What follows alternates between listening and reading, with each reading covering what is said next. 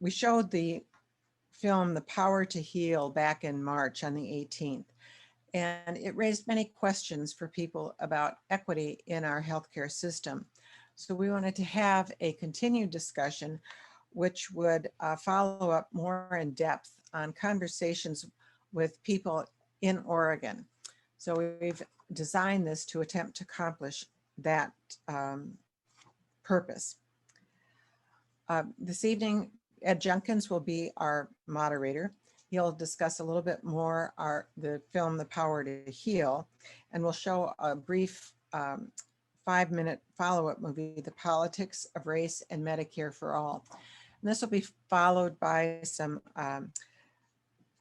guided discussions, I guess I would call it. Deborah Riddick, who is with the Oregon Nurses Association, is a member of the Joint Task Force on Universal Healthcare and also an attorney, will participate in that.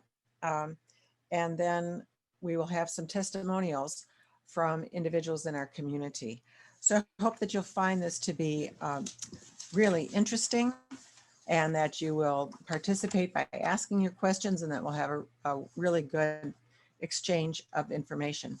So I'd like to thank NAACP for being a co-sponsor to this event, and also Healthcare for All Oregon.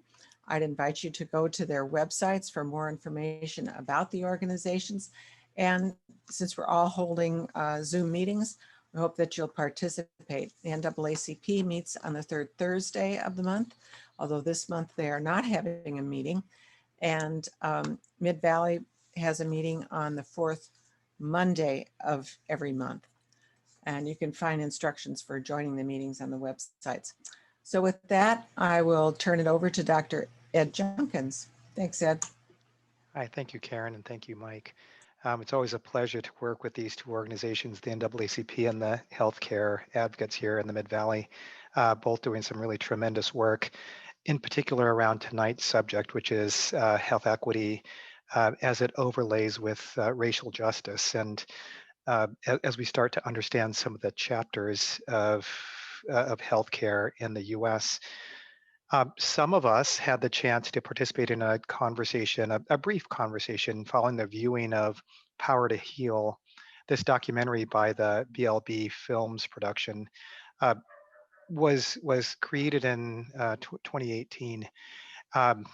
It was a television documentary that told the story of the struggle to secure adequate access to healthcare for all Americans at a time when Jim Crow and racial tensions were really quite high in the 60s. Central to the story was the emergence of this new healthcare program being proposed in Washington called Medicare, and how this dramatic introduction, this program, this initiative, really changed the conversation around segregation and effectively overnight desegregated hospitals across the U.S. Before Medicare, disparities in access to healthcare were dramatic. Less than half of the nation's hospitals here in the U.S. served the Black population. That is, a third of hospitals in the South didn't even allow African Americans into the hospital, even for emergencies. So that kind of disparity, really, with the carrot of federal dollars through Medicare, ended almost immediately. Although there are different parts to Medicare that allowed for discriminatory practices, but this really changed the conversation and brought to light the struggle of what most people very much involved in the movement believed, which is healthcare as a human right. A very poignant documentary, a very important documentary. And at the time in March, there was not enough of the programming that allowed for a conversation. We didn't have the kinds of people in the room as we do tonight who could comment on health care access and equity issues. Tonight we have a very nice panel of guests who can comment on some of the footage that we will view tonight that talks about Medicare and Medicaid and health access and equity. And we're going to hear some personal stories. So with that, why don't I invite Mike to queue up a short segment that is that will help us frame tonight's discussion in the backdrop of Power to Heal. Mike, can you get that ready Yes. for us? Yeah. Wonderful. Among high-income countries, universal health care is standard, except here in the United States. Why is that? Here's a reason that you may have never heard before. Our failure to pass a national health plan is largely due to America's history of structural racism. In 1945, Democrats were in control of the House, Senate, and the executive, and President Harry Truman decided to push for national health care. That year, 64% of Americans supported a national health insurance plan. Support in the states' rights South, which was heavily Democratic at the time, was even higher than the national average. Seem too good to be true? That's because Truman's proposal would have expanded health coverage through Social Security, which at the time explicitly excluded agricultural and domestic workers. That meant 60% of Black men and 80% of Black women were not eligible for the benefit. However, the push for national health care coincided at a time when challenges to Jim Crow and discriminatory provisions in federal programs like Social Security were also underway. In 1946, Truman established a Civil Rights Committee, which desegregated the military and banned discriminatory hiring practices in the federal government. Southern elites began to link new proposals coming out of Washington with threats to segregation in education, healthcare, and housing. The possibility that a national health plan would desegregate the healthcare system and institute a significant transfer of wealth from whites to blacks caused Southern support to plummet from 66% in 1945 to only 22% 4 years later. Southern elites were a core constituent of the Democratic Party at the time, and nothing could be passed without them.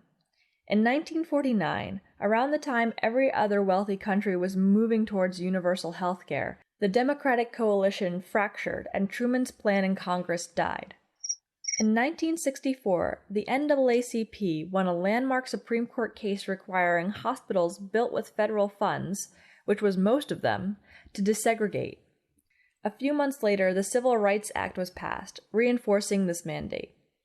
Passage of a true national health plan was still blocked by Southern Democrats in the 60s, since after the Civil Rights Act, this would have meant desegregating the entire healthcare system. So in 1965, the Southern delegation finally came to the table to negotiate the creation of two groundbreaking, yet limited healthcare programs: Medicare, which initially covered only seniors, and Medicaid, a state-run program for certain groups of low-income people. The Dixiecrats ensured that these programs were designed as much as possible around the racial hierarchies in the healthcare system. For example, Medicare is split into two parts. Part A, the part that covers hospital care, requires no premium. Medicare Part B, the part that covers physician care outside of a hospital, does require a premium. Why split Medicare into two parts? Part B was designed this way so that physicians' offices in the South could claim that it was a voluntary insurance program, not a direct government payment, and continued to racially segregate their offices and refuse Black patients. And why was Medicaid created as a federally funded but state-administered plan, while Medicare was administered by the federal government?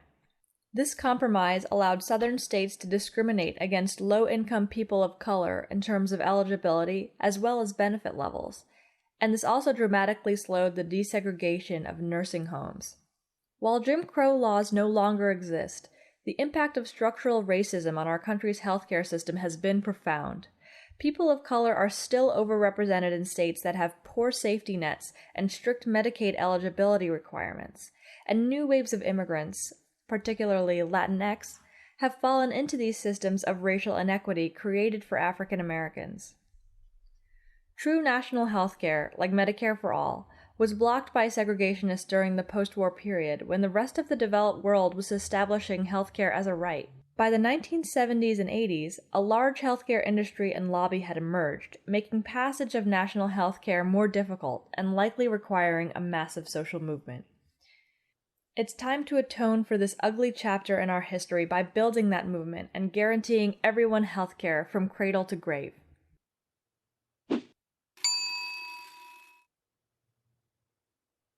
That helps frame tonight's conversation. And with this in mind, I'd like to introduce a friend of mine. I'd like to invite Deborah Riddick to say a word or two about her experience as a nurse and health policy leader. She is, I've gotten to know Deborah professionally on the Task Force for Universal Health as Senate Bill 770 group, and I've admired her steadfast focus on racial equity as we are working hard to design a healthcare plan for Oregon. Let me step aside and invite Deborah Riddick to the front. Thank you. Sure. Thank you, Ed. I appreciate that. So as Ed has mentioned, my name is Deborah Riddick. I am, a transplant here. I'm originally from Philadelphia, born and raised, sort of like the Fresh Prince. I became a nurse after spending almost a decade as a medical assistant. So I have seen this system from its very entry point through where I sit now. And so I've been able to monitor both how the care has been sort of directed towards patients. I've also seen how different provider classes are treated. And so when we talk about structural racism, I can see it both as someone who grew up in poverty. I have 7 brothers and sisters and had a single mom since I was in the 3rd grade and actually had Medicaid as my primary insurance for many years growing up.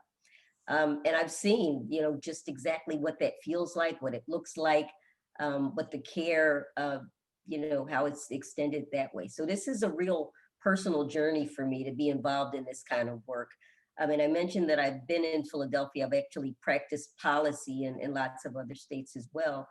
But it's really, really important. And I think that the short video that we saw, and I'm assuming that the Power to Heal also sort of identifies structural racism, sort of at the foundation of all of this. Power to Heal has a really dynamic title. It's all about power, right? Again, those who make the decisions get to define it, get to, put limitations or expand it at their need, at their whim. So it's really important that we think about this in terms of power. When we talk about the structures of racism, it impacts everything. And a lot of times we have just navigated through the world as we know it with these systems in place without any questions, because they are just that insidious. I mean, it's not always something that's so offensive that you know it right away, but it's everything. And when they spoke in this particular clip about things like segregation, the segregation wasn't just in the hospitals, it was in the education, right? It was in employment, it was in housing. Those are the social determinants of health. Those are the things that we talk about now, but those were how those kinds of limitations were built into the culture and the existence of groups of people. If we even look in terms of race isn't an actual thing. It's a social construct, it's a label. It's not anything that's inherent, it's something that was imposed upon people. And so a lot of these things that we're talking about were deliberately put there. Health inequities aren't inherent. They were man-made, and just as men and women help to create them and sustain them, it's going to take men and women to dismantle them. And so I'm a part of this work because I believe in the dismantling of it. I've sort of traversed this system at a lot of different levels. I've been a nurse, I've been an educator, and policy was important to me. I was a nurse at Penn in Philadelphia, the University of Penn, and I saw 2 different kinds of care as a nurse. I saw that my Medicaid patients in outpatient OBGYN, obstetrics and gynecology, a lot of those young mothers were recommended to have tubal ligations or sterilization. And if patients had private insurance, they got the entire gamut of options offered to them. And, I didn't have language for it at that time. I didn't quite know, what it was, but I know it didn't feel right. It didn't feel good to me seeing folks who were overwhelmed at such a young age, making such a final decision when there were other choices that wouldn't limit their options. And that's what's gotten me involved in this work, right? So fast forward to the healthcare task force, this task force for universal healthcare. It is critical that we take profit and incentive and motive out of care. Care has been made a commodity so that if you can afford it, then you do really well. If you can't afford it, then you basically get whatever someone is willing to give you. What I've found to be most profound about the work of the Universal Healthcare Task Force is that it has a lot of different minds at that table. It has a lot of different interests, a lot of different perspectives and experiences. And what I really enjoy about that space is that we are really trying hard to hold fast to the mandate, to try to create a system that will be equitable. And so we talk about things like, how will this meet out for people with a lot of different backgrounds, racial diversity? How will we make sure that the needs of folks who have different levels of ableness are addressed? We talk about things like, cultural norms and what kinds of care and providers, like doulas or promoters or other kinds of providers that other cultures find significant for their wellness and their being. We're making sure that we consider those things and try to bake it in.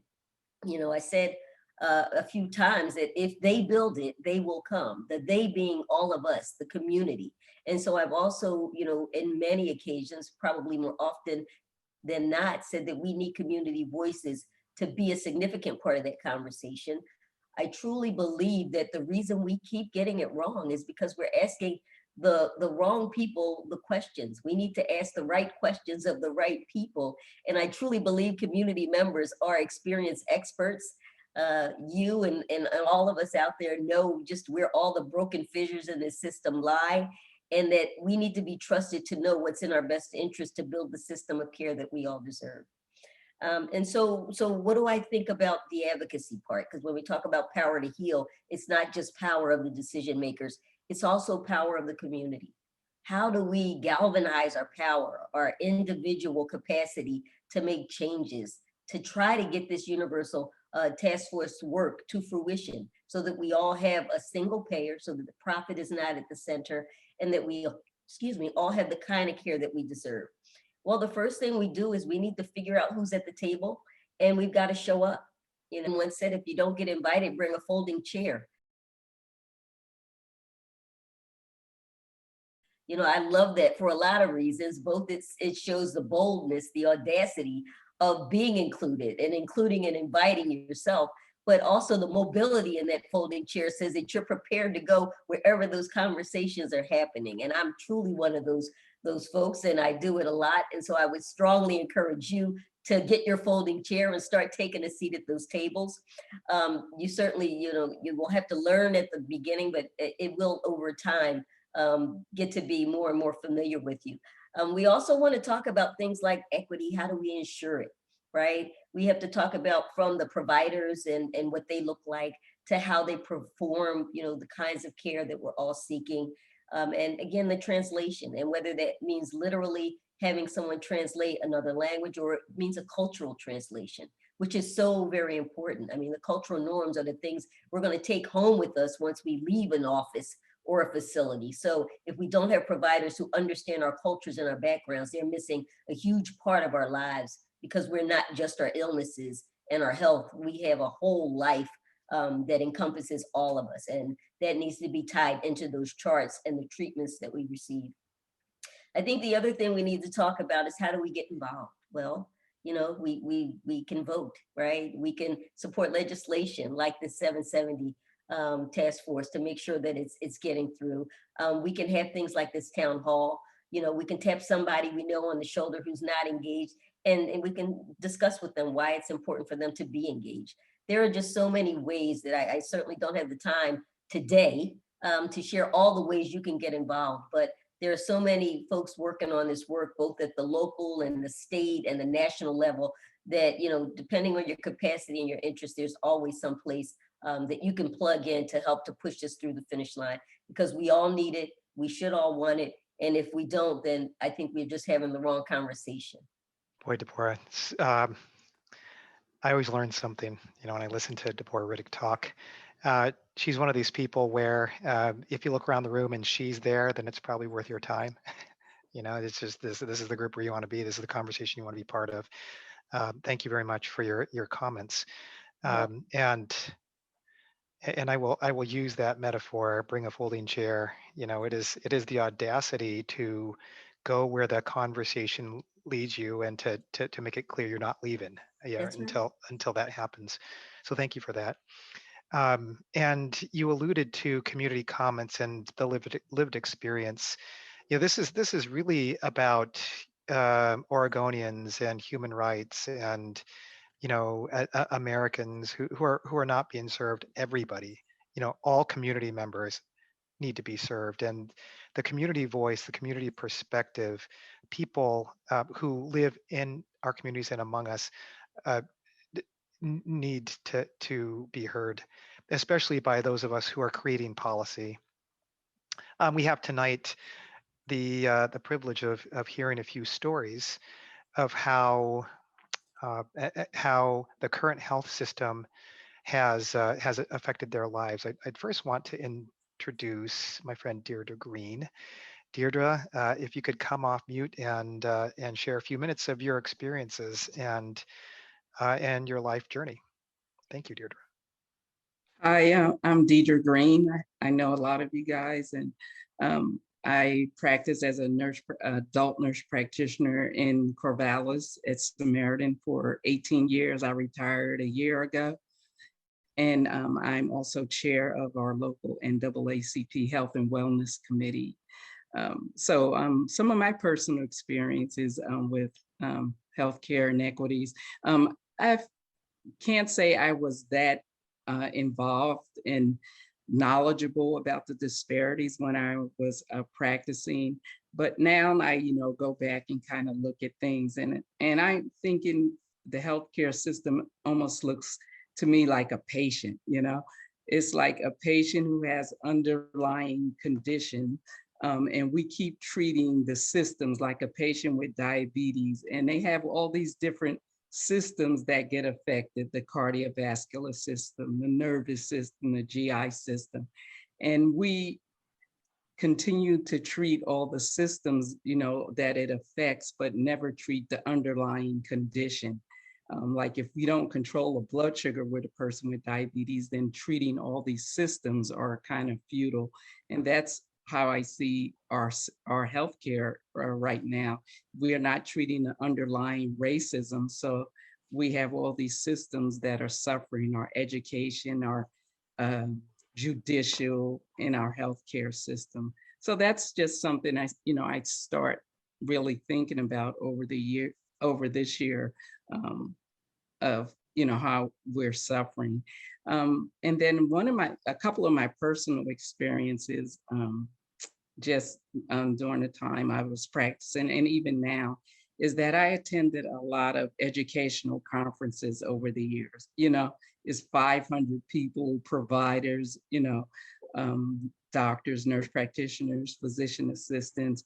And there was a lot of discussion about the chronic illnesses that affect people of color, always higher rates of diabetes, kidney disease, hypertension, and also our life expectancy. But it was just discussed, and it was a fact.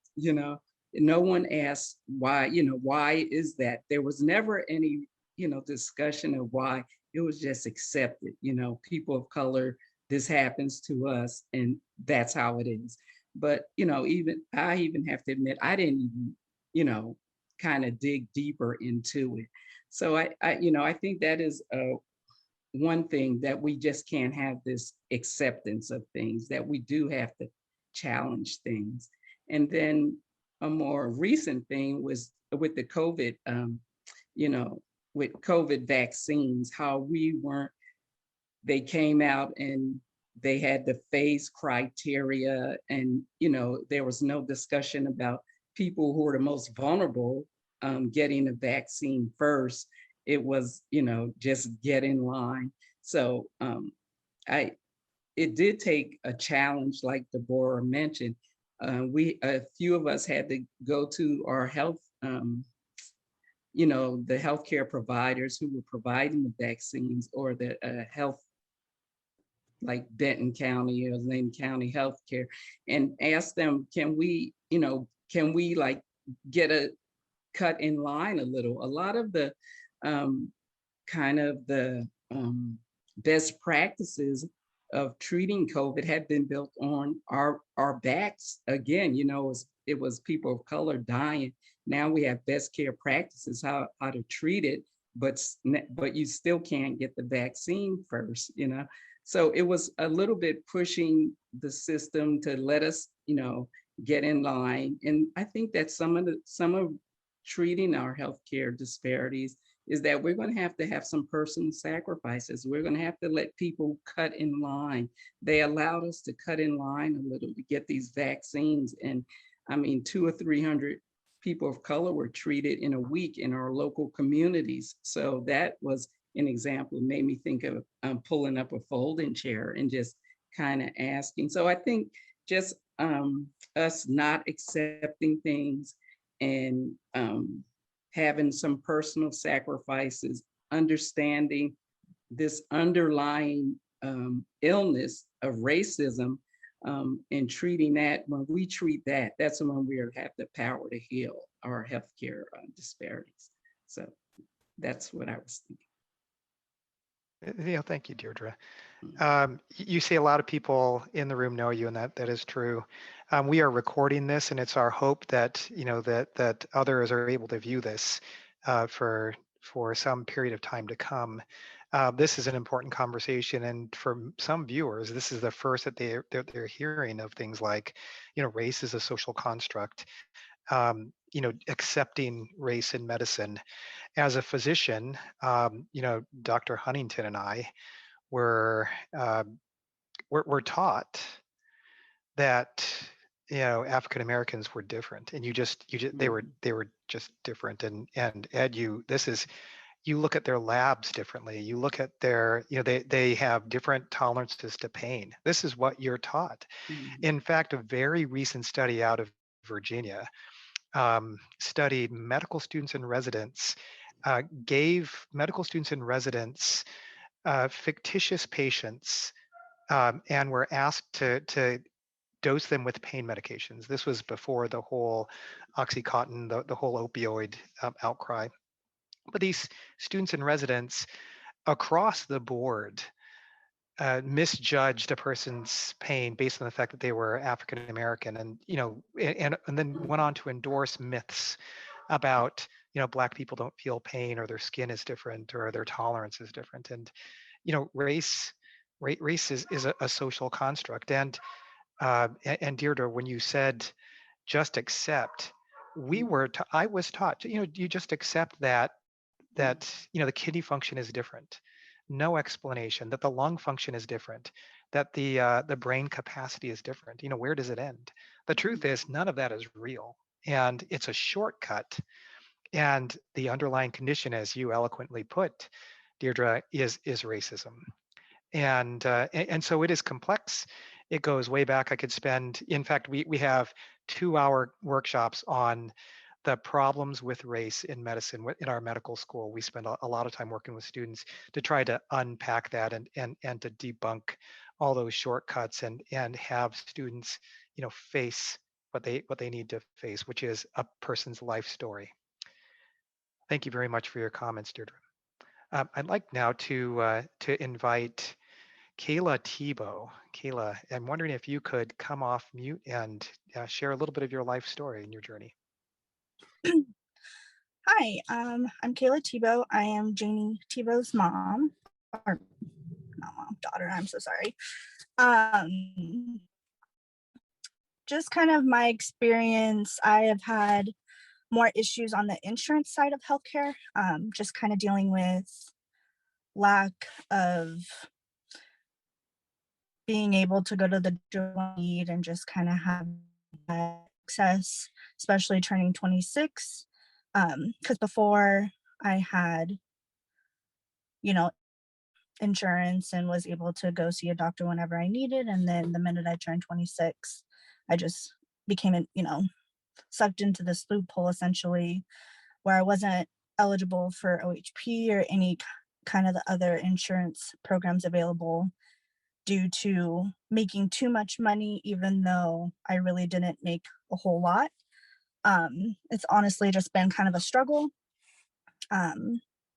Recently in the last year, about November sometime, I ended up having to go to the ER, and it was anxiety because I knew that I was going to be faced with this enormous bill for something that I knew was easily treatable, but if I had ignored it, then I would have, bigger issues in the end. And so just going just gave me a lot of anxiety, knowing that the process was going to be long and just kind of dragged on. It was late at night, and how ER visits can go. It's just, if it's not in a dire emergency, it's kind of waiting for just to get any kind of. Luckily, I was by myself, but I was also nervous, kind of going in or be that I had somebody, but in the back of my mind, I was like, well, what if I had gone in by myself? I am a young woman of color, and due to some of the experiences that I have seen go on with my mom in the healthcare system, I was kind of, wearied to the fact of how they would treat me. Would they take what I was saying seriously as far as my symptoms? Would they really listen to what I was explaining to them? Just kind of, be reassuring that what I was saying was valid, and also giving me the kind of peace of mind that they understand and helped me to understand what was going on. So it helped too, that I am also studying to be a nurse. So I kind of have that background a little bit, but they don't know that. So they kind of just treat me, as like any Joe Blow coming off the, off the street, just kind of coming in for care. And so I think also too, in a weird way, I did have a friend go with me to the ER, and he happened to be a white male. And I feel like the doctor kind of, just his presence made things easier for some reason. And so that just kind of was unsettling to me, knowing that if I was probably by myself, it would have been a little bit of a different story. But overall, just been a struggle with the healthcare. I am scared to go to the doctor, knowing that I'm going to have to pay a large amount of money that I don't necessarily have. There's a lot of hidden fees that they expect to, a lot of side bills that I would get in the mail and I thought were covered.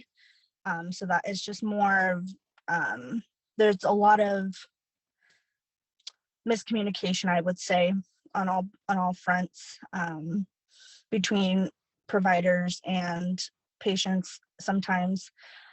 And I just think there should just be more clarity, more honesty, more equity, just being kind of on the same playing field with all patients, no matter what their background is, what their illness is, what they're dealing with. So yeah. Thank you, Kayla.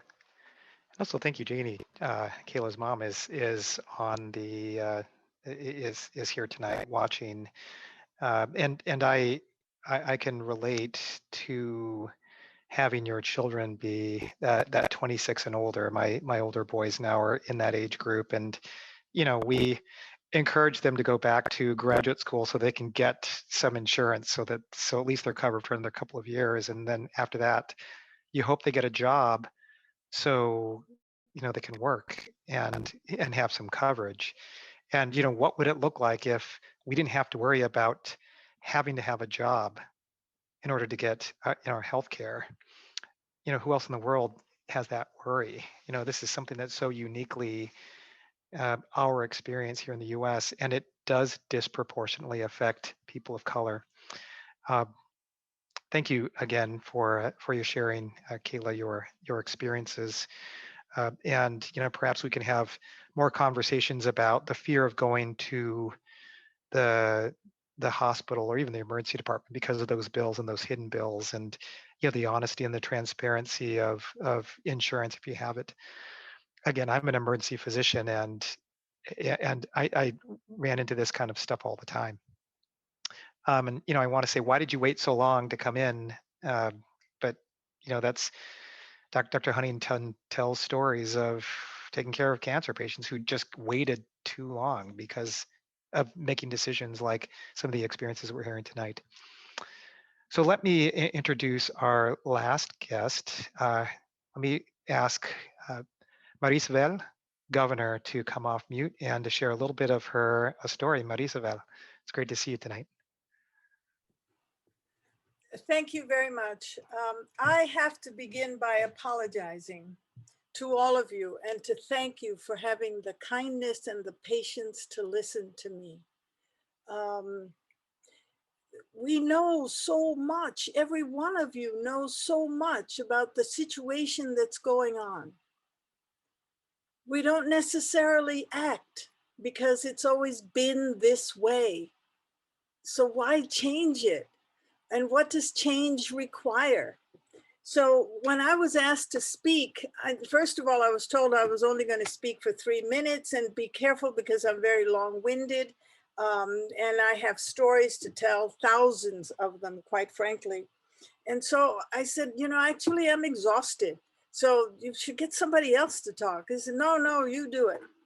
So I'm going to just tell you some little snippets of stories of experiences I had. When I was in nursing school, I had children. I was a single mother, and I had to call up the school for some reason. Something had happened and I had to call one of my children's school, and I said, I need a phone. And they said, well, there is no phone here at the nursing school.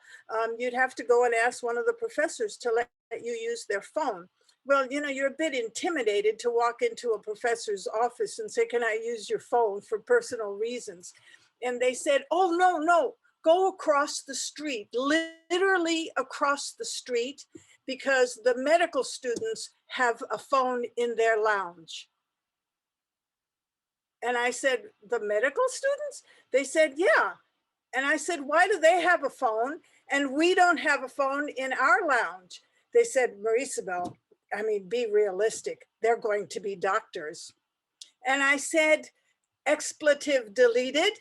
And I went over there and I used the phone. And then in the next lecture, I got up and said, guess what? They have a phone. We don't have a phone. Why don't we have a phone? We're paying tuition, da-da-da-da-da-da. Within the week, we had a phone in the student lounge. So I had a reputation for being a troublemaker, right? So then the next thing is that I would say things like, diversity was a new subject. Like it was like a fashionable thing to talk about diversity. My goodness gracious, we're becoming so sensitive to these things. I didn't see any particular sensitivity, but we had to take classes. When I was in midwifery school, we had to take classes. On the last day of the class on diversity that we went 3 times a week on diversity, somebody mentioned that there were some patients who came from Latin America, Central America, I think, or maybe they were Mexicans. I don't really know. And that they appeared, there was a possibility that they had TB. And, what were we going to do? And what hospital were they going to go to? Because somehow they had approached somebody in the program asking for help or something like that. And one of the students, one of the best students in the class, got up and said, damn it, they don't belong in this country and they can expletive deleted die because we don't owe them anything. Whereupon I said, I'm so glad we took this class because we were learning about diversity and being kind to other human beings, and we've learned the impact of the class. So damn it all, you wasted an entire semester teaching us something that didn't impact on us whatsoever. Okay, the next semester, I was at the, I was doing clinicals, and so I was delivering babies and the whole 9 yards. And I had a patient, and you had to be so careful because you had to pay attention to all these different needs. and not miss anything because your preceptor was watching every move you made. And so I come out of a room, I'm writing my notes, and I said, I'm going to ask that social services get involved in this case. I hope you guys are listening. This is a true story. So I said, I'm going to ask social services to get involved. And so she said, why? And I said, because of the dynamics of the room. This minor, I was delivering a minor, a child who was 14 or 15 years old. I said, I believe is giving birth to her stepfather's child. That's the impression I have. But it's just because of the dynamics in the room. And she said, oh, please give me a break. You're going to waste your time writing about this. That is what these people are like.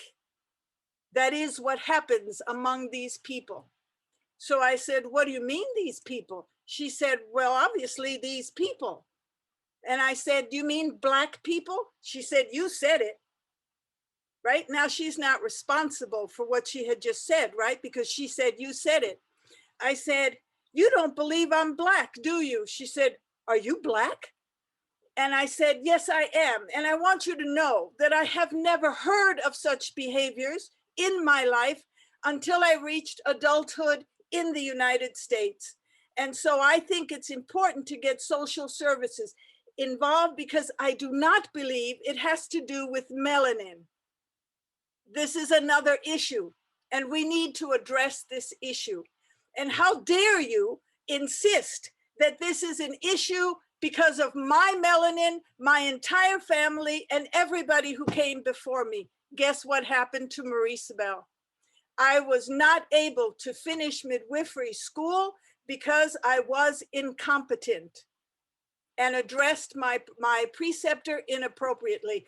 I left the university and I went to Puerto Rico where I finished in midwifery, and I ended up actually teaching some of the classes that I was sitting in because nobody will grant you a master's degree unless you've been there for a year.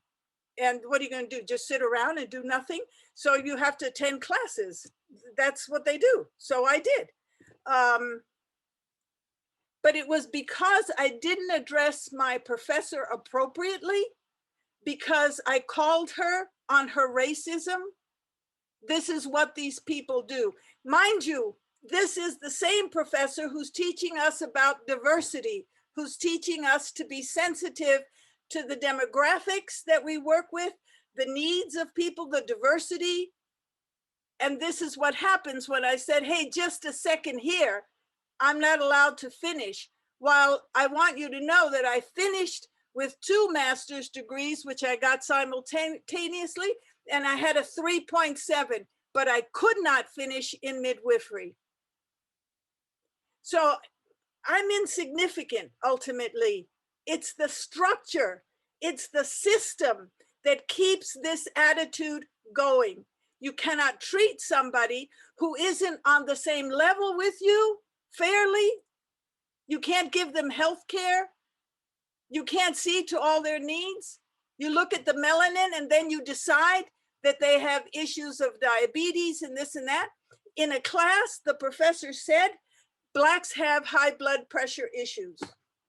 And she went on and on about how Blacks have high blood pressure issues. And I sat there and I'm trying to be respectful and appropriate. And, I was a good student. And I said, well, quite frankly, to live in this society and be Black, you would have to have high blood pressure or you'd be dead. And she said, how dare you? And I said, is this study that you're talking about valid? Has it been compared with Blacks in Africa? She said, this has to do with being Black. High blood pressure has to do with being Black. And I said, I sincerely doubt that. The teacher couldn't believe that I was questioning her lecture. Marisabel didn't make it, at least not there. Ultimately, I became a midwife and worked for Johns Hopkins, and I traveled around the world doing good care and meeting people. When I canvassed for healthcare in Philomath, I went to a door and a woman came out and I said to her, blah, blah, blah, universal health and so on and so forth. and she said, hey, you know what? You ought to get a job. So you're not trying to make us change what is already very good for us. I have everything I need. Learn to get a job. So these are the attitudes that we're working with. And so what happens? Ed Junkins, I want to tell you that this task force has to look outside of the box and see what needs to be changed. We are weary from COVID. We are weary from masks. We are weary from all this, but we have not been weary of war. The United States has been in state of war for how many years? Almost my entire life. If we needed money for war, we would find the bloody money, but we can't give health care to people. Think about that one. Have I used up my 7 minutes? So since you mentioned me by name, I'm going to transition back to me for just a moment. And I, first of all, thank you for the heavy lifting you've done in your lifetime. Everybody on the call, I would imagine, had some sort of reaction, if not visceral reaction, to your stories. In some cases, it's triggering. So Marisabel, I listened to what you said, and I've heard, stories from Deirdre and Deborah and Kayla, and I'm a little bit triggered because that's what happens when you are a person of color or a person who is really paying attention. You have experienced these for yourself. I didn't quite realize how Black I was until I became a physician, until I became moved into more influential positions in the medical school and in administration, and was eventually told, you are in this position because you're Black, or you do this because, and I'm reminded over and over and over again about the melanin in my skin. And as Deborah has said, race is a social construct, and I'm gonna repeat back how you opened, Marisabel, which is, it's always been this way. All right, it's always been this way. It's the system, it's the situation, and we can't care for people fairly.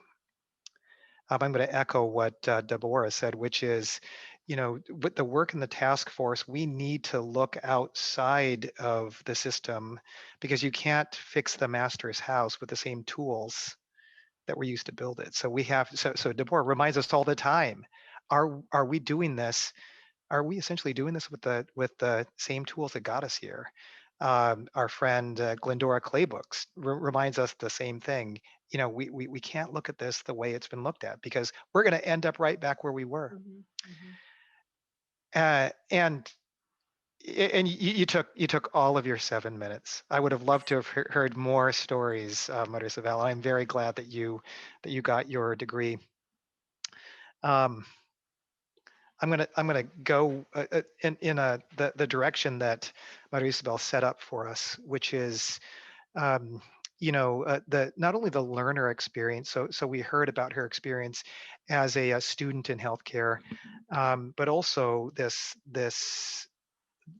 sort of pushing back.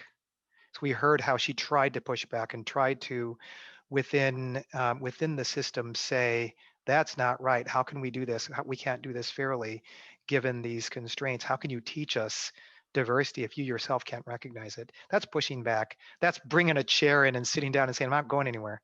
Many of us have been doing the work for decades, and it's a heavy lift. And of course, your blood pressure goes up. That's part of that allostatic load. I am on the task force, but for no other reason that I am a public health officer. And, at the core of what I do is, how do I make sure that the community in which I serve is well, and what are the tools that I have? My journey began in the Midwest, and many of you have heard my story. I'll tell it again briefly. So my father, African American, small town in Iowa, the state of Iowa.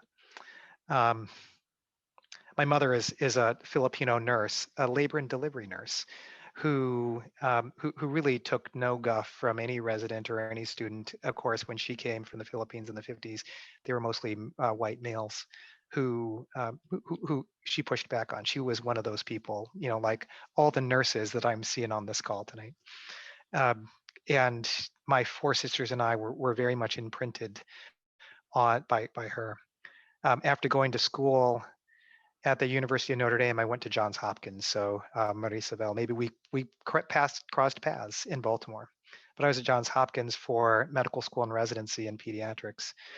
I did a lot of work in diversity, inner city Baltimore. Had a lot of conversations with patients. As you can imagine, in the 80s, an entire team of white physicians, mostly men, go around the patient's bedside. And this is a Black inner city patient being told by the white attending physician, how things are going to go.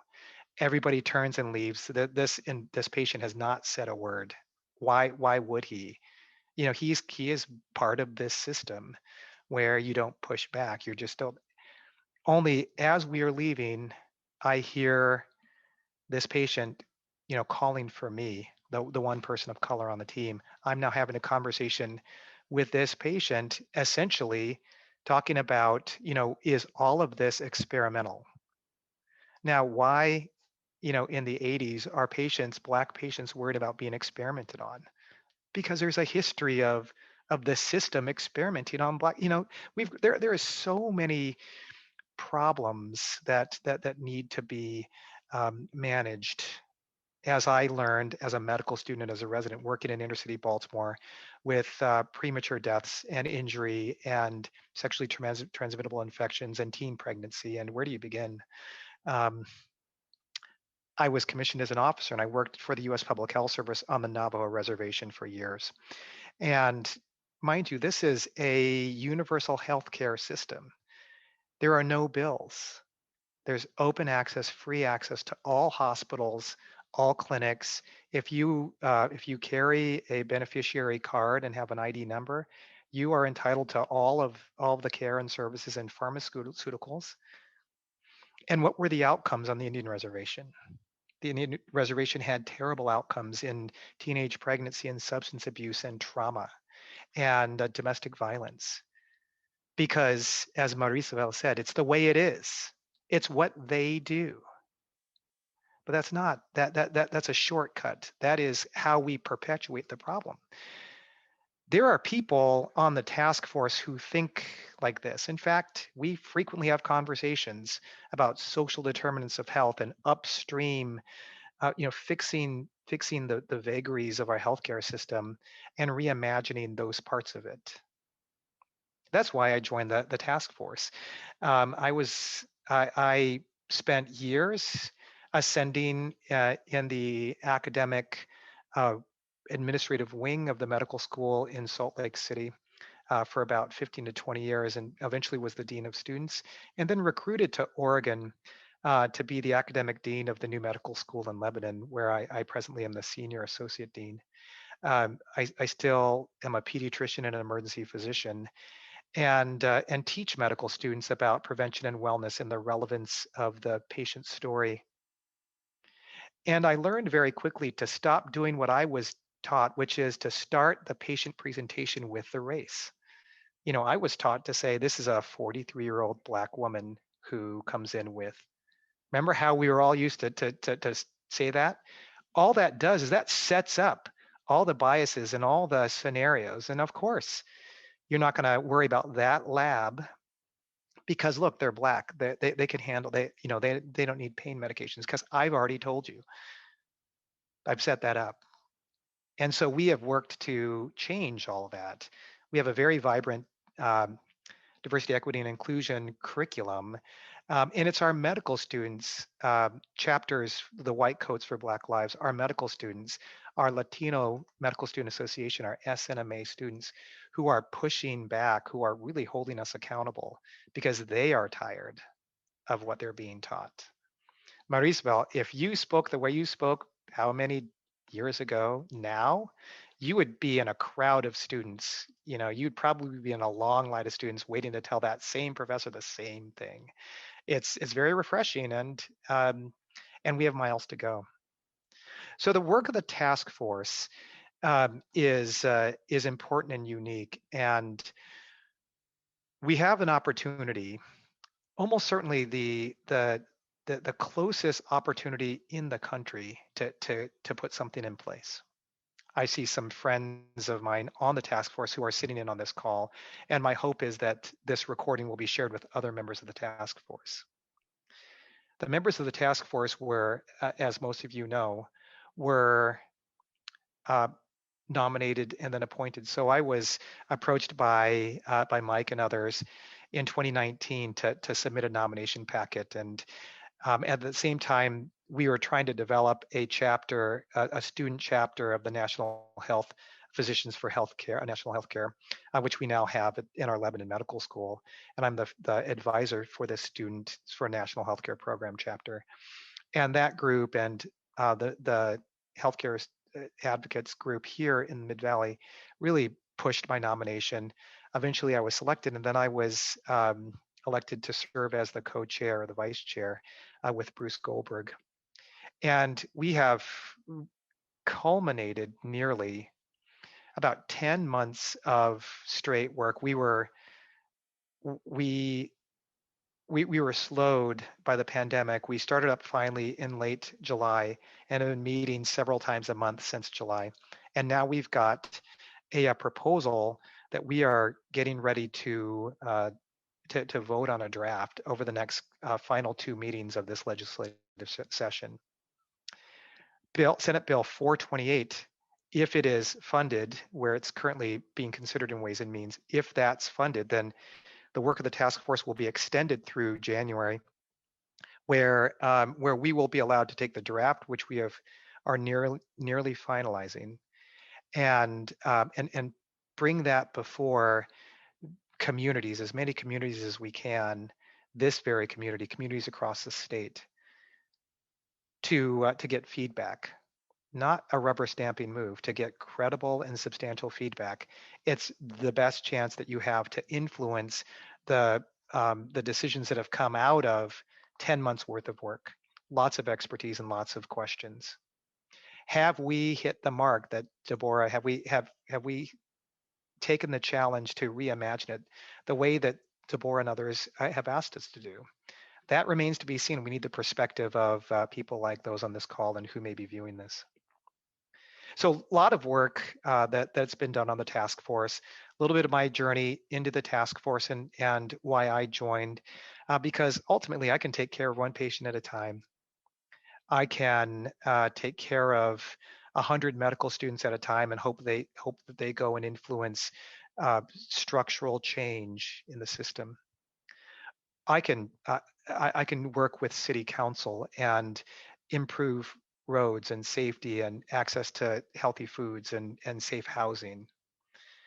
But ultimately, it is my hope that I can impact wellness through helping the task force and groups like the task force to fix that problem, which I see as a universal right. So with that, I think I'm going to and Mike, maybe you can help me with this. I'd like to open up the floor to questions, because we've heard a lot, and we've got some really interesting perspectives on. And I'd love to have people put up their hands electronically. And I'm just going to be watching for electronic hands to come up. And I will call on you as I see hands pop up. If you want to make a comment about anything you've heard, if you want to ask any of the panelists or any of those who have spoken any questions that are on your mind, if you have any thoughts or comments that you want to share about either the brief video around the politics of Medicare and racism, or the power to heal. So I see Mark Wise has a question. Go ahead and come off mute, Mark, and share your comments or thoughts. Yeah, one of the things I never hear talked about in healthcare programs and workshops. I teach human development and family studies. I teach infant and child development. We have a terrible infant mortality rate in the United States. Of all industrialized nations, we are at the top. We have more kids between birth and one die than in any of the other countries. And it's very disproportional. I can't quote the exact numbers off the top of my head, but very disproportional in terms of people of color. But I never hear this used in our discussions or arguments or publicity. And don't you think it should be? Mark, thanks for the comment, and you know, a little bit of you know, I see that as a challenge to those of us who have the mic, if you will, to say these sorts of things out loud, and I'll keep that in mind. You know, there are all kinds of markers that we can pull out in terms of healthcare disparities, infant mortality, maternal death. You know, there are people who are women of color who are dying, who should not be dying from childbirth. People who know the system. We have physicians, Black physicians, who are dying, you know, in childbirth. You know, why is that happening? I am particularly sensitive to the infant mortality as a pediatrician, and a person of color. Am always sensitive to the disproportion, and will take you up on the challenge to make sure that we include that, you know, as a statement. You know, how can any of us feel comfortable with that, you know, happening? So I appreciate you bringing it up. I'm wondering if any of the other panelists have other thoughts on that. Yeah, Deborah, go ahead. Yeah, no, it again, as an OB-GYN nurse, that resonates. As a Black woman and mother and daughter, that resonates. You know, when I used to teach when I was in Michigan, there was, I guess in the 90s, a film called Unnatural Causes, Is Inequality Making Us Sick? And one of it was a PBS special, I think it aired 5 nights. And one of the episodes was, you know, the hand that rocks the cradle or something along those lines, that spoke specifically to that, you know, being a Black professional physician and what the outcome was for her. And it's toxic stress, right? A lot of folks believe that as we ascend the hierarchy, that things get easier. They get much worse. They get much harder because we weren't supposed to be there. And so we are in a space where we should have privilege and ease, not to mention we had to fight tooth and nail to the story that was told earlier just to get there, right? We didn't know a friend of a friend of a friend. We didn't have a legacy that got us the seat, that got us the job. We've had to fight every step of the way. And then when we got there, the oppression was overwhelming. And so it doesn't leave. I agree with you. We need to talk about it. There are certainly lots of efforts around the country. I know nurses and physicians in obstetrics and gynecologies have prioritized it. And again, yeah, I know I'm totally biased, but I'm thrilled to see so many nurses and nurses in reproductive health here on this call tonight. Thank you. Thank you, Deborah. Deirdre, I had a comment too yeah, about Deirdre, that. thank you. Yes. Well, I think that, Mark, that is getting more attention, even maternal and infant mortality. We did a panel discussion a couple of months ago. I think it was in April, and it's Black Maternal Health Week, or I think Black Maternal Week. I can't quite remember the name, but we had a discussion, and it's getting a lot of press. I mean, even Kamala Harris had a roundtable discussion about it with different healthcare providers, talking about mother and infant mortality. So I think it's a lot more out in the open now. And it's, you know, so I think, you know, maybe you haven't heard of it, but it is being addressed, and that's a good. I'm gonna ask Marisabel. We've got some expertise here, people of color who are in labor and delivery in one way or the other. So Marisabel, would you care to comment? Directly on what Deirdre said?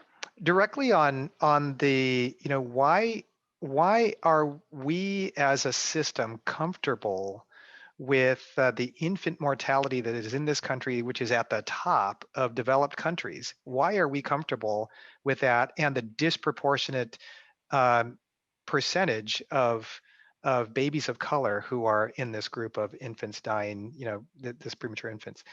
So, you know, what are your reflections on your experience and that might help us better understand this infant mortality in women of color? Okay, so I have to have everybody sign on the dotted line that they will never tell anybody what I'm about to tell you now. This is being recorded. So I'm just going to warn you. When I was at Johns Hopkins, the medical director took me aside and he said, Marisabel, you speak Spanish. I said, I do. And he said, and you have the training and the background that you have. And he said, would you consider, and I never said this to you, not ever, would you consider going to Cuba and find out what the hell they're doing there? Because they have better statistics than the United States has. Would you consider going? And I said, you know, hot diggity, I'll go to Cuba, you know, in 10 minutes, you know. And he said, we've got to figure out what they're doing there and how they're impacting, because their numbers have changed significantly from the time of Batista being in power to now Fidel Castro's later years kind of thing. And he said, so you would consider going. I'm going to give this serious thought because I think we should send you, but we didn't send you and we don't know anything about what you're doing there. You went there on vacation or something. So I said, you know what I think it is? And he said, you have ideas. I said, yeah, everybody there can get health care. Everybody who needs health care can access it. They don't have a group that because they're of their race or because of their poverty, or everybody gets health care. And he said, dang, that just wiped out everything.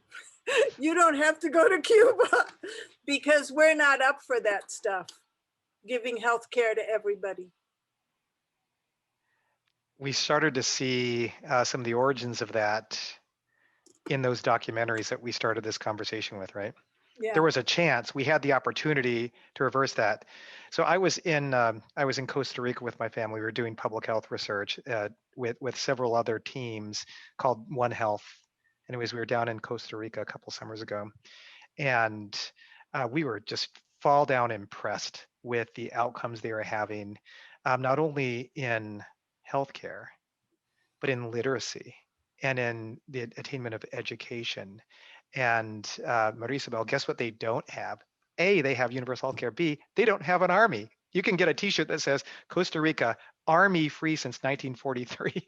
They don't have an army. So when you talk about money going towards the military, they put all their money into healthcare and into education. And you can see it when you go from, you know, one town to the next. You see these, you know, these clinics and hospitals. And yeah, and we had conversations with pharmacists and practitioners and healthcare providers, and it was always the same. It's like everybody enjoys really terrific care. It's a very simple answer. It's a very simple answer. How do we get that access? Mark, thank you for that question. So I am looking at, does anybody else have any other questions? Kelsey does, and Jennifer. Okay, I don't see them on my. Okay, so Kelsey, go ahead and come off mute. Sure. Hi. Thanks for everybody speaking tonight. So a big part of what Mid-Valley does is try to compel people into action to support universal health care. So whether that's writing to Congress or attending events like this, that's kind of our goal. And during our outreach, it's important for us to construct our messaging correctly when we're trying to attract and reach different groups who have different perspectives and points of view. So for example, we have several conservative members who help us identify phrases or concepts that would really put off, you know, somebody from that mindset, or even phrases that would invite those types of people to come support universal single payer healthcare. So my question to the speakers today is, what kind of messaging attracts you specifically when it comes to communicating and prioritizing equity in universal healthcare? And what messaging do you find disingenuous? Or you might say, ooh, that group really doesn't get what it means to have equity in healthcare. Kelsey, that is a terrific question. We talk about how do we provide a genuine invitation for conversation to all communities. How do we get everybody involved? And that gets a little bit closer to your question. Let me bring it back. Deborah, could I ask you to comment first on that? Sure. Yeah, please. Yeah, so I think it's smart of you to have folks amongst your ranks that speaks the language, because it really is trying to identify first the right messenger, right? Because it doesn't matter what you say if they won't receive it, right?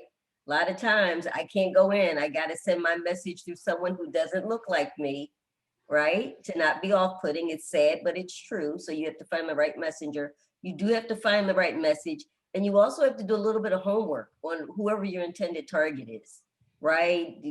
Again, Google's an amazing thing. Find out what they're into. Do they, are they religious? Are they into sports? Figure out, some things about them beyond just their name or their title. Because then you can start to build sort of a narrative behind them to find out what kind of things resonate and mean something to them. If they've got sort of a public space, if they're out there, whether it's, any of the social media platforms, see the kinds of posts and things that they have out there that are available. And that way you can kind of get the sense of the sentiment. I always say that, if in fact folks, if money is what seems to drive them, either, their business or industry, then you've got to talk about bottom line, how this is going to impact and create savings. Everybody wants a return on investment, how it's going to keep workers at work, right? Because they're not taking off days, from work to be ill. So you have to try to tailor the message to what is going to impact in a positive way their bottom line. What I find doesn't resonate with most people is a moral issue, right? If you try to deal with folks subjectively, things like religion and class and race, all of those things are subjective, right? And again, those are things that are ingrained. Those are things that no matter how much you talk to me about it, I've already entrenched that in my being, and you're not going to sway me usually away from it. I have to have a personal experience for that mind shift to occur. So you have to realize the things that you can impact and then sort of double down on that and send the right messenger rather than trying to change somebody who's doggedly determined to resonate where they are. The other thing too is, again, don't turn your back, especially in a place like Oregon, on the nuances and the differences between rural, frontier, and urban, right? And you have to pay attention to those cultures, because not everybody wants to look like Portland and have a Starbucks on every corner. So make sure that you're not devaluing communities that already have a sense of belonging to try to shame them into this effort, because you definitely will turn them and everybody they know against it. Yeah, I agree with that. And I would add to that. So Kelsey, if there are genuine, credible outward-facing efforts to include as many perspectives in the conversation up front, you're going to get your messaging correct. You're going to get your messaging down. It's a lot harder to have people with different perspectives at the table. You're going to move a lot slower. It's a lot harder to be inclusive. You don't move anywhere near as quickly, but you will probably get where you need to go. I have a comment too about. Go ahead, Deirdre. Thank you. I always think about when you talk to people of color about universal health care, how is it going to make a difference to us? Like, people do have access maybe to those, they can be on Oregon Health Plan, people but the outcomes are still not good. Even so, how is universal health care going to improve our outcomes? Because I think one discussion I heard that there were, a large percentage of Blacks who needed health care had Oregon Health Plan, but still the outcomes were not good. So so I don't know how you message that. And that's something I think about too. Thank you, Deirdre. In that perspective, we are reminded, Glendora reminds us all the time about her experiences in the healthcare system. She has access, and her lived experiences, she reminds us all that not everybody has equal access, although everybody might have similar access. Marisabel, did you want to add to that? Yeah, do you have any comments? Many years ago, my dad said to me, don't embroider your speech so much. You know, just get there, child of God, just get there. I was married now. The children's dad was getting his PhD at UCSF. And I said, oh, I'm really upset, to a friend who was in medical school. And he said, you know why you're upset? Because you always think that there's some moral value to, you know, your position. And your husband doesn't care about that stuff. You have to talk to him objectively, and this and this and that. So I wanted to buy a sofa or something like that. And he thought it was a stupid idea. And so then I came and I said, it's believed in the, I don't know, the American Decorators Association, that the measurements of a sofa should be this and this and that. Damn it, if we didn't buy the sofa. Because I presented him with something that made sense to him. I think what Deborah has just said is marvelous and extremely important. No, really, it's incredibly important that we don't say, look, the right thing to do is this and that. Well, we've known what the right thing to do has been for a long time. We haven't done it. So I think you're right, Deborah. You have to present the message that people are willing to listen. Yeah, that's exactly it. So Deborah, at the beginning, you said some things. You said we need to ask the right people the right questions. You said, how do we galvanize our power? And so I guess this is along the lines maybe of what Kelsey was saying is, I've been working on outreach with Mid-Valley now for about 3.5 years. And so we've done all kinds of things, you know, where we keep sort of struggling. We're an all volunteer organization. We're trying to educate people about how the healthcare system works, how much money is wasted in the system. And now we've got this political turmoil, you know, with people so, you know, doubling down on their political perspectives that has, in my perspective, has made things even harder, and people less willing to listen to others. And then the other key thing, Ed, that you also talked about, you both talked about, is that we need to look outside the system in order to not rebuild the same system. And so those are kind of the things right now stuck in my head. And I'm thinking, what advice can you give to us about, you talked a little bit about the messaging, and I think that's a super important thing, but I also think about the people in power and the people who could do things right now that could make significant changes, and they won't do those things. And, you know, specifically, I'm thinking right now about Ron Wyden, because he's doing this town hall, and I have heard him say, oh, he believes in universal health care. Yes, he's on board, but, you know, the needs of people in Portland, Oregon are different from the needs of people in Portland, Maine. He has a very powerful position right now. And I know he's not a stupid person.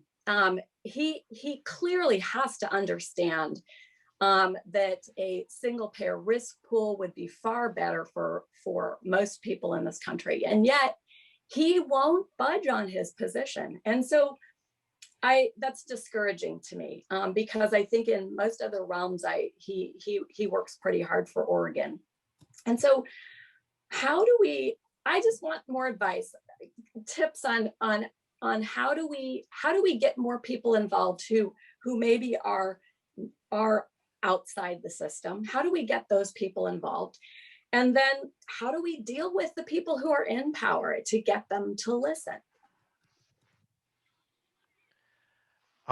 Jen, thank you for bringing up that question, those comments. You're right.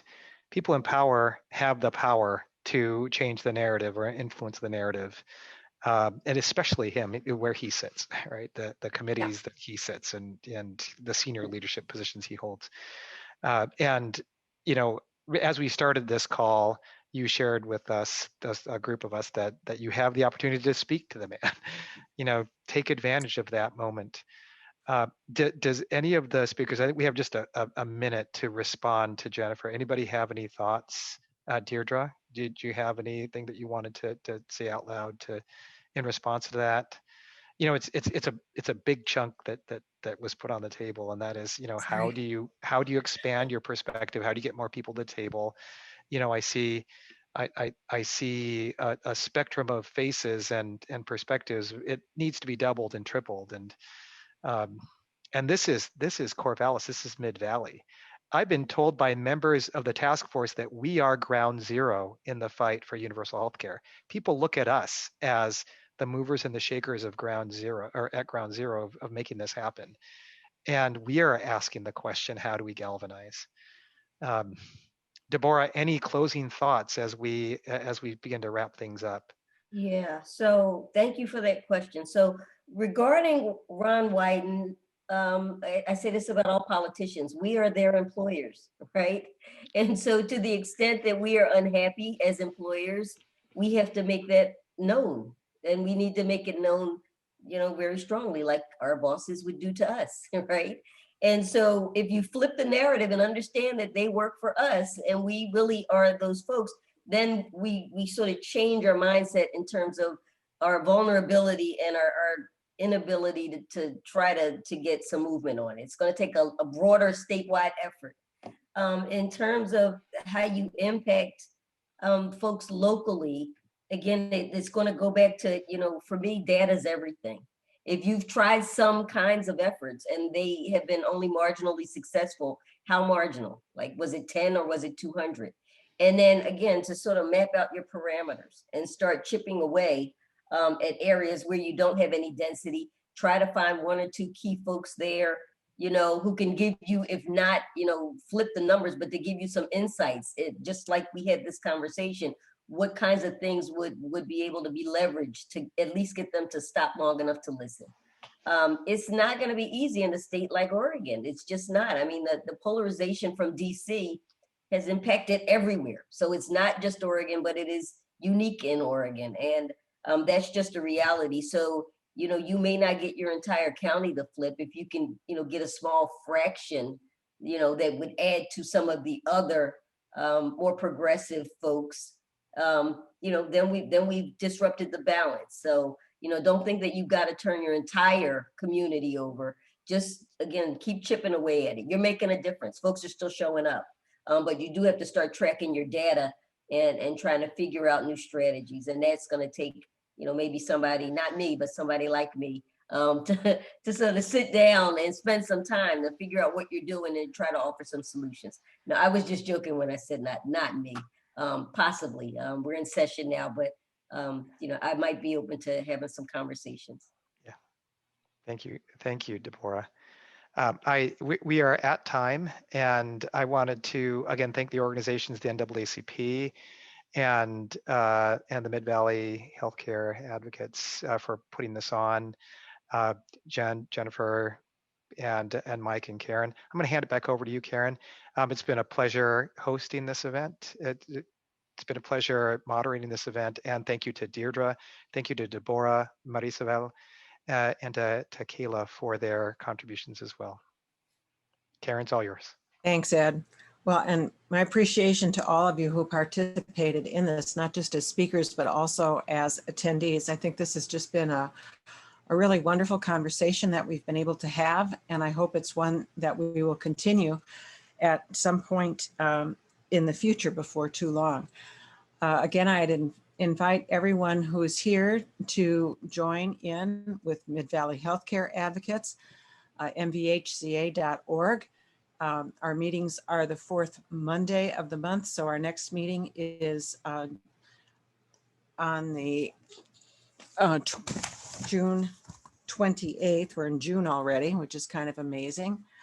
Or to join with the NAACP, who also has a healthcare committee. And I hope that you will join in on Senator Wyden's town hall on Saturday. I know it's beautiful weather in the forecast, a little bit cooler. And it's a real temptation to do other things, but if you can spend an hour at 1 p.m. or submit a question in advance, it would be really wonderful to see you there.